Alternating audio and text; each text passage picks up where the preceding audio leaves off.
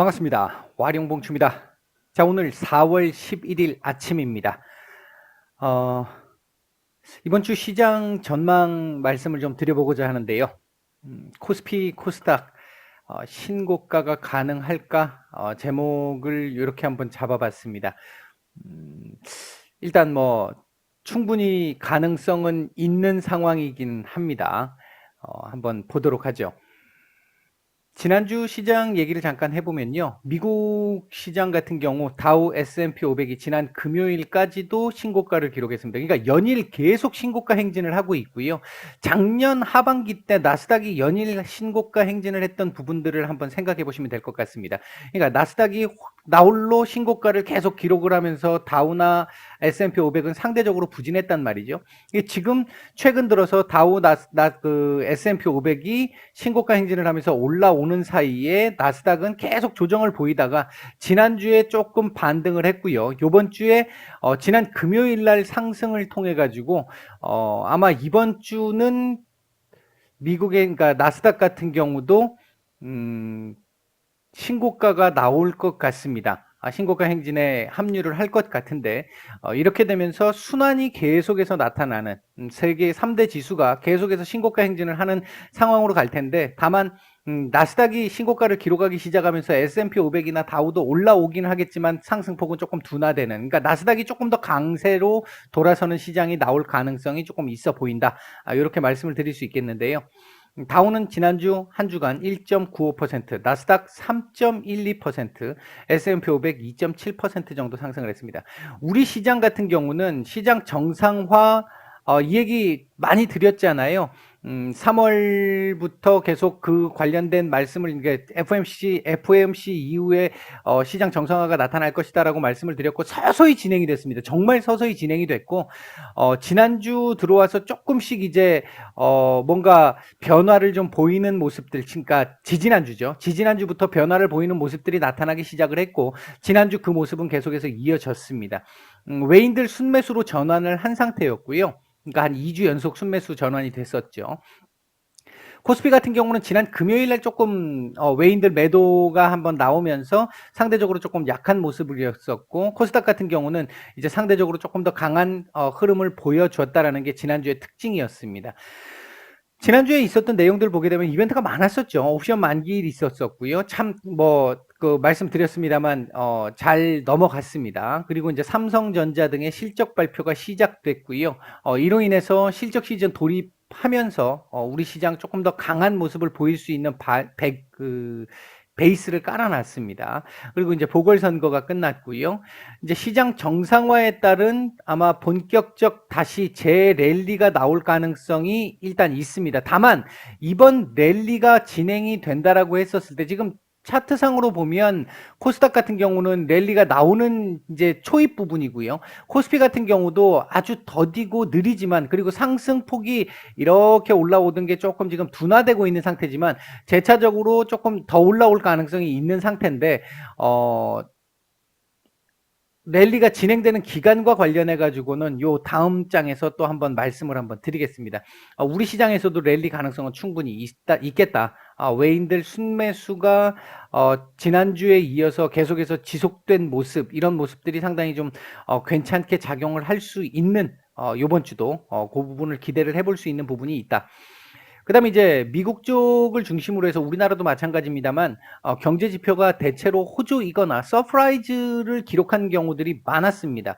오히려 지금은 서프라이즈가 조금 부담스러운 상황이긴 한데 그럼에도 불구하고 경제 지표의 호조라고 하는 이 부분은 글로벌 경제 성장률이 올라갈 수 있다라는 측면에서 봤었을 때는 상당히 좀 긍정적으로 볼 수 있는 부분입니다.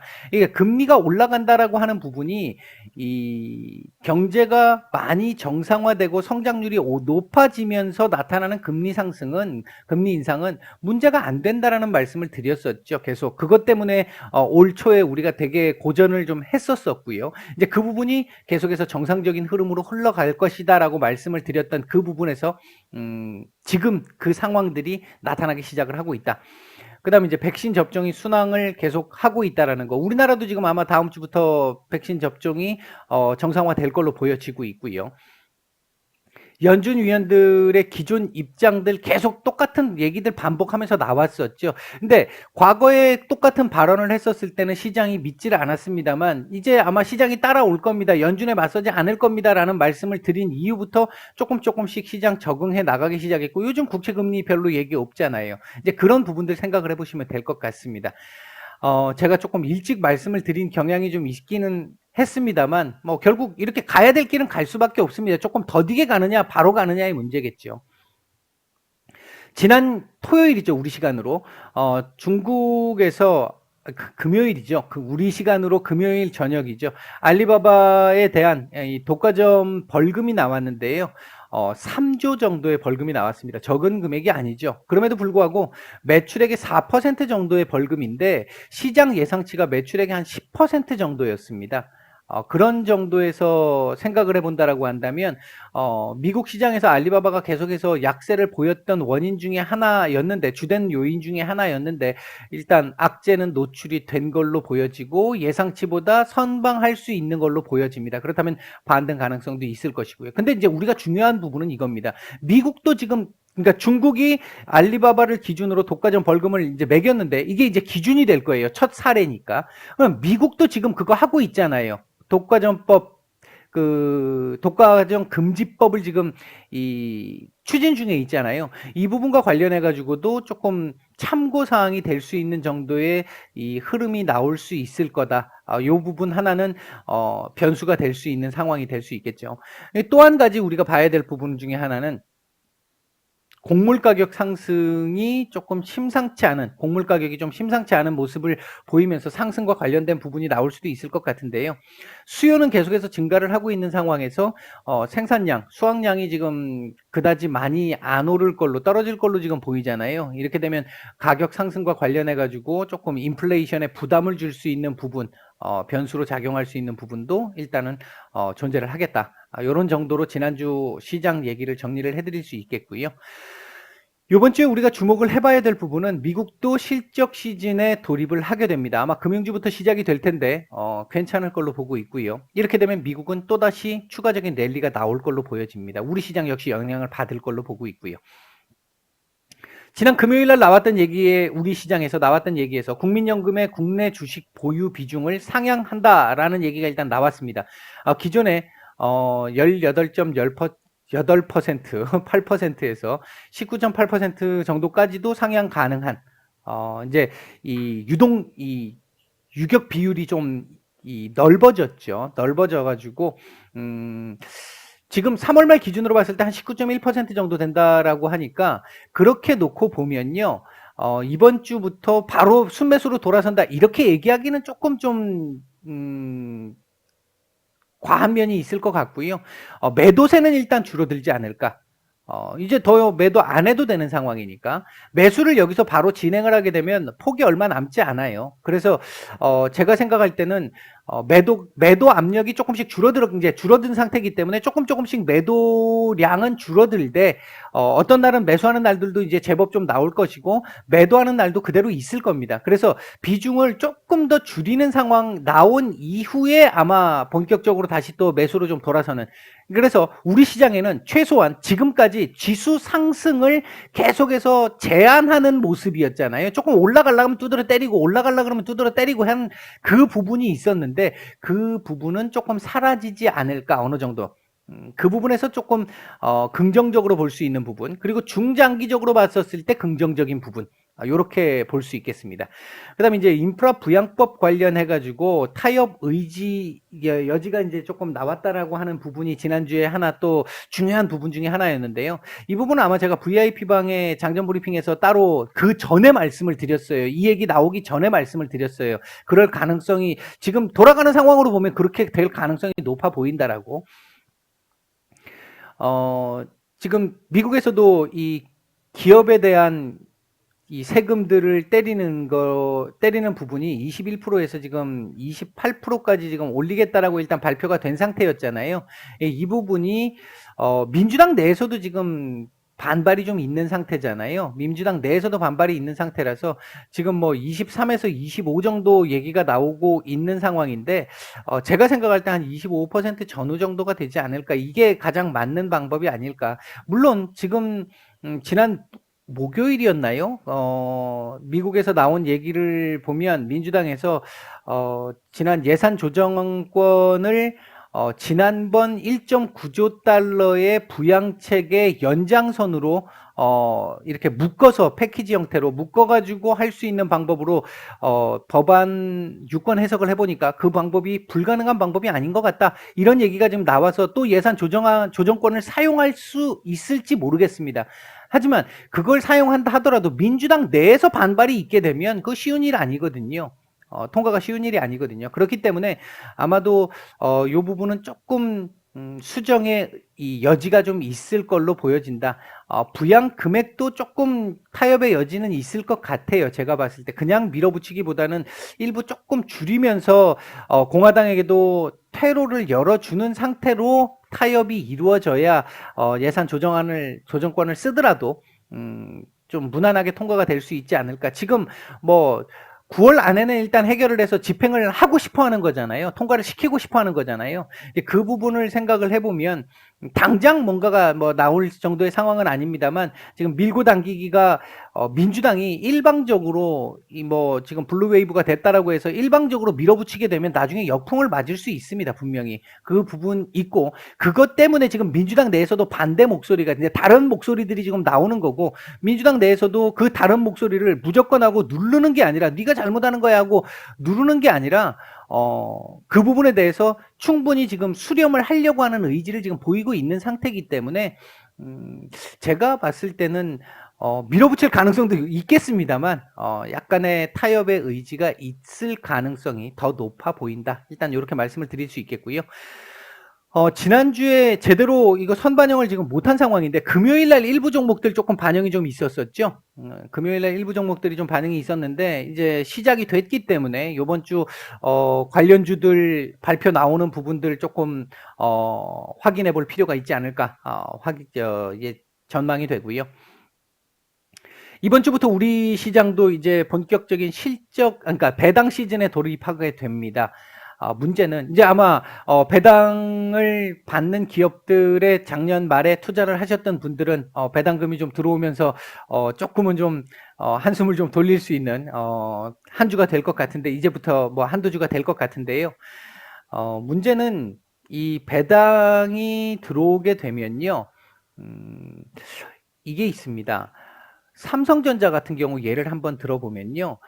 요번에 지금 삼성전자 배당금이 13조 정도 되잖아요. 전체 배당금 규모가. 그 중에 외인들이 가져갈 수 있는 배당금이 약 한 7.7조 정도 됩니다. 7조 7천억 정도 되는데, 그럼 이 배당금 딱 받아서 어떻게 할까요? 이 외국인들 같은 경우도 대부분 이 투자사들이기 때문에 이 투자한 투자자들에게 돌려줘야 되지 않겠습니까? 물론 일부는 재투자가 들어올 겁니다. 일부 재투자가 들어올 텐데 상당수 금액은 본국으로 송환을 해야 되겠죠. 송금해야 되겠죠. 본국으로 송금을 한다는 얘기는 달러가 더 많이 필요해질 수 있다는 얘기가 되겠죠.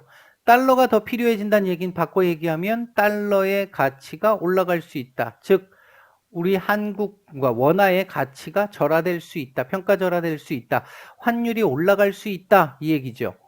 이렇게 되면 외국인들이 들어왔던 돈들이 그러니까 지난주, 지지난주 2주 정도 순매수해졌던 돈들이 다시 일부 빠져나갈 가능성 높다. 환율이 우호적이지 못할 수 있으니까 이제 이 부분 하나는 우리가 지금 생각을 해봐야 될 부분인데 삼성전자 일단 배당이 16일이니까 아마 이번 주 후반 정도가 되지 않을까 싶고요.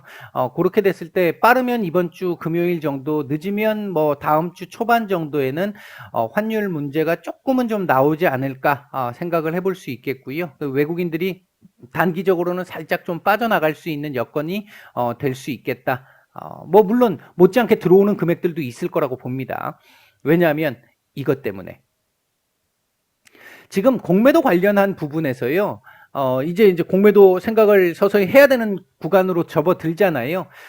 공매도의 연착륙 가능성을 상당히 조금 저는 개인적으로 조금 보고 있는 상황인데요.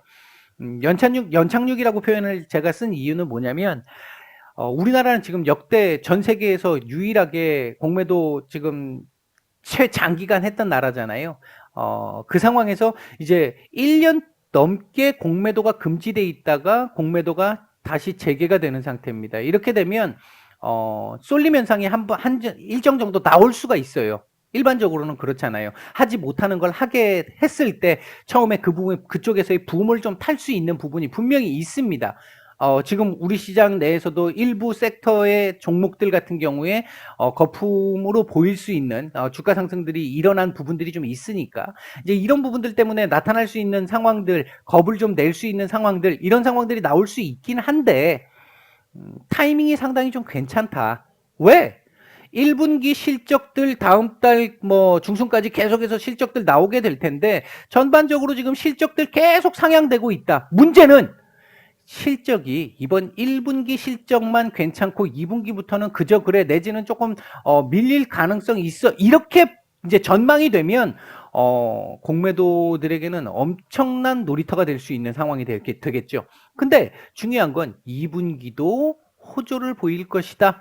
2분기 전망도 조금씩 지금 상향되고 있는 1분기 실적 상향되면서 2분기도 같이 상향되고 있는 분위기입니다. 이렇게 된다라고 한다면 2분기도 실적 좋다는데 계속해서 공매도를 때리기가 결코 쉽지는 않다라는 거죠. 이 부분을 생각을 해본다라고 하면 연착륙 가능성에 조금 더 무게를 두고 있습니다. 단기적으로 뭐 한 1주, 길면 2주 정도 살짝 눌릴 수는 있겠죠. 근데 눌리는 폭이 과거처럼 이렇게 공매도를 쓴다고 해가지고 공매도가 막 크게 나타난다라고 해가지고 막 크게 밀리고 하는 그런 흐름보다는 상승폭이 좀 둔화될 수 있는 이런 정도의 흐름이 되지 않을까. 약간 뭐 박스권이 나타난다든지 이런 정도의 흐름이 아닐까 생각을 하고 있고요. 이제 중요한 건 이 공매도 제도 우리 뭐 보완한다고 했는데 공정성과 형평성을 얼마나 제도적으로 진짜 보완을 해줄 수 있느냐. 진짜 실질적으로 기울어진 운동장을 이 부분은 우리가 계속해서 지켜봐야 되고 안 되는 부분은 요구를 해야 되는 부분입니다. 이게 제일 지금 중요한 부분입니다. 저도 개인적으로 이게 아직 만족스럽지 않아서 반대를 했던 부분인데 뭐 이왕 결정이 난 부분이니까 이제 우리가 그 부분을 계속해서 주시해야 되겠다.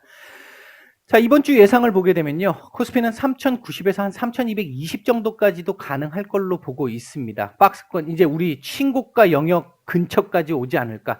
코스닥 같은 경우는 신고가 가능성을 보고 있습니다. 1070포인트가 전 고점이었잖아요.